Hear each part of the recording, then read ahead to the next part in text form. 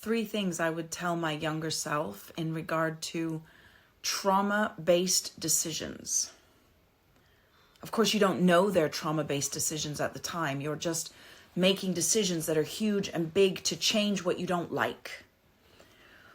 When you find yourself in a place of desperation to change something fast, stop and think, because it's most likely going to be a trauma-based decision.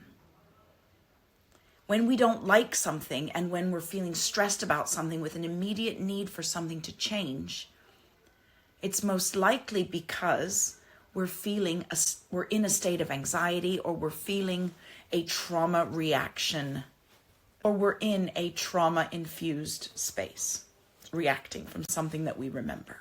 So, 3 things to ask yourself first. And if I could tell my younger self these things, I would have thanked me big. So, you'll thank me in a minute. 1, what is it that I am going for in this change? Because it's often not the change or the new thing or the new place or the new situation that you want. It's actually, what do you want to find there? What is the feeling? What is the need? What is the gap? And then you might save yourself a whole lot of time and a whole lot of effort and just focus on the feeling and the need and the gap and get those straightened out and get those dealt with and address those, so that the negative can be put to bed, settled, and you can bring about the feeling that you need. Number 2, ask other people. When everything is going on in your head, in that state, we believe that no one else is going to understand, or we're only the ones that have to sort it out or figure it out for ourselves. But what's happening is, when we're just keeping it in our head and in our emotions, it gets bigger and bigger than it actually is. It amplifies so huge, and we feel like there's going to be no way out unless we do a drastic shift or a new change.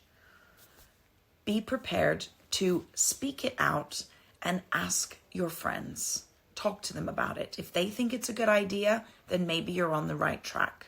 If they don't, then pause and go back to point 1. What is it that I want to gain? What will I need and what will I feel? And then chase the feeling rather than the new experience or the new big shift. Finally, point number 3, let it cook. Go slow. Don't do anything in a rush. Take time. When we rush things, we end up leaving a wake behind us, not only impacting us, but those around us that we care about. Go slow. Think about it for a long time. Sleep on it, as they say. And allow your brain to explore a new idea, a new thought, or the feeling that you're after. Listen to what other people say. Do some thinking and digging.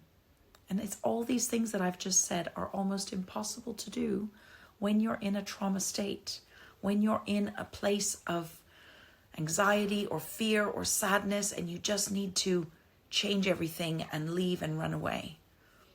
But if you can do what I've said, you're going to allow your brain to explore a new space of possibility in a way that you can slowly by slowly get there, rather than making trauma-based decisions, whether it's in your relationship, in your work, in a new change or a new phase that you want for yourself.